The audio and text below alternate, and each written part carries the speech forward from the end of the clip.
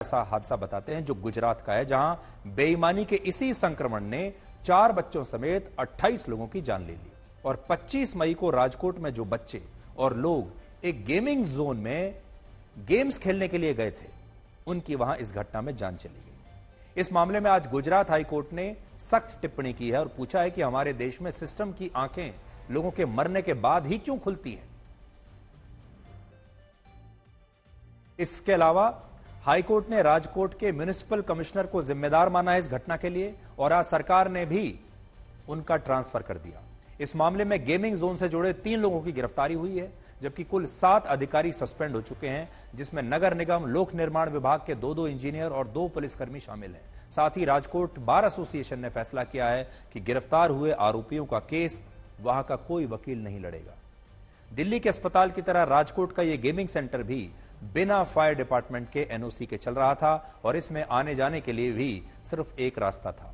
इसके अलावा इस गेमिंग जोन में घटना के दौरान वेल्डिंग का काम चल रहा था और वहां कई हजार लीटर पेट्रोल और डीजल रखा हुआ था, जिससे वहां जनरेटर चलाया जाता था। और इन सभी लापरवाहियों की कीमत चुकाई उन 28 लोगों ने जो इस अग्निकांड में मारे गए, और इनमें 4 मासूम बच्चे भी थे जो असल में वहां गेम्स खेलने के लिए गए थे। इस घटना में बेईमानी सिर्फ इस गेमिंग सेंटर के संचालकों से नहीं हुई, बल्कि इसमें पूरे सिस्टम की मिलीभगत थी, क्योंकि अगर ऐसा नहीं होता तो पहले तो इस तरह से नियमों की धज्जियां उड़ाकर कोई गेमिंग सेंटर शुरू ही नहीं कर सकता था। अगर प्रशासन और सरकार ने अपना काम ईमानदारी से किया होता तो बाद में भी चेकिंग होती और यह बेईमानी पकड़ ली जाती, लेकिन वो भी नहीं हुआ। आप देख सकते हैं जो भी मलबा है उसे हटाने का जो काम है वो शुरू किया गया है। जो भी कोई मिसिंग है फिलहाल उनकी शनाख्त के लिए डीएनए सैंपल जो है वो कलेक्ट किया गया है। डीएनए सैंपल की बात करें तो डीएनए का जो सैंपल है वो गांधीनगर भेजा गया है। सैंपल एक बार गांधीनगर पहुंचेगा उसके 2 से 48 घंटे तक जो भी सैंपल के रिपोर्ट हैं वो हासिल हो पाएंगे।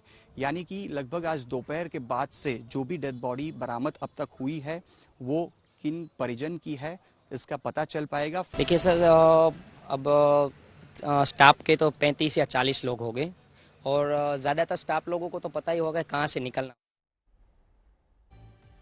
आज हम आपसे बस इतना कहना चाहते हैं, हमारे देश में हम सपने चाहे कोई भी देखें, हम चंद्रमा तक पहुंच गए हैं, हम मंगल ग्रह तक पहुंच गए हैं, हम दुनिया की सबसे बड़ी अर्थव्यवस्थाओं में शामिल होते हैं, हम विश्व गुरु बनने का सपना देख रहे हैं, लेकिन हमारे देश में बेईमानी कैसे हमारे देश के सिस्टम को सड़ा चुकी है। बेईमानी और भ्रष्टाचार हमारे देश के सबसे बड़े मुद्दे होने चाहिए। आजकल चुनाव चल रहे हैं, लेकिन चुनाव में दूसरे ही मुद्दे चल रहे हैं। ये जो बेईमानी है, भ्रष्टाचार को असल में हम सिर्फ इतना मानते हैं कि जो बड़े बड़े उद्योगपति और बड़े बड़े लोग लाखों करोड़ों रुपए का जो घोटाला कर लेते हैं, हजारों करोड़ रुपए का घोटाला करते हैं, उसे हम भ्रष्टाचार मानते हैं।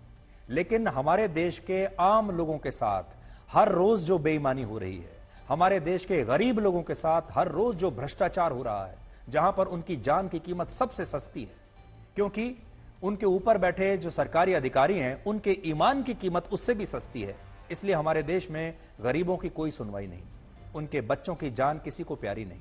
इसलिए मैं आज आपसे ये कहना चाहता हूं कि बेईमानी को बड़ा मुद्दा बनाइए, और अगर हमने अपने देश में फैली, हमारे देश के रगों में फैली इस बेईमानी को रोका नहीं तो बहुत जल्द हमारे देश को हार्ट अटैक आ जाएगा, क्योंकि अंदर से ये बेईमानी हमारे देश के पूरे सिस्टम को सड़ा चुकी है। फिर हम अर्थव्यवस्था बड़ी बनकर क्या कर लेंगे। और पुलिस की जांच के बीच ये जानकारी भी आई है कि राजकोट गेमिंग जोन ने यहां आने वाले कस्टमर्स के लिए वहां के लिए कंपनी ने कुछ नियम और शर्तें भी बनाकर रखी थी, और हर ग्राहक से पहले यहां एक सहमति पत्र पर दस्तखत कराया जाता था। समझौते की पहली लाइन यही है कि आप किसी भी स्थिति में इस कंपनी के खिलाफ मुकदमा करने के अधिकार का त्याग करते हैं, यह लिखवाया जाता था गेमिंग जोन में प्रवेश करने से पहले। मतलब आपको जान माल का नुकसान भी हो जाए तो आप इस कंपनी पर केस नहीं कर सकते। एक्टिविटी के दौरान कोई हादसा हो जाए तो भी कंपनी की जिम्मेदारी नहीं है, इस पर भी साइन कराते थे। ऐसे सहमति पत्र से साफ है कि इस कंपनी ने पहले ही कोई और हादसा होने पर अपने बचाव की पूरी तैयारी करके रखी थी, और गुजरात हाई कोर्ट ने भी संज्ञान लेकर इसे एक मानव निर्मित आपदा कहा है। तो आप देख लीजिए, ये सब कुछ खुलेआम हो रहा है। कोई भी सिनेमा हॉल, गेमिंग सेंटर, कोई भी जगह आपसे कैसे लिख सकती है कि अगर कोई दुर्घटना हो गई तो आप उसके लिए जिम्मेदार हैं। और ये सब कुछ सरकार के नाक के नीचे हो रहा है।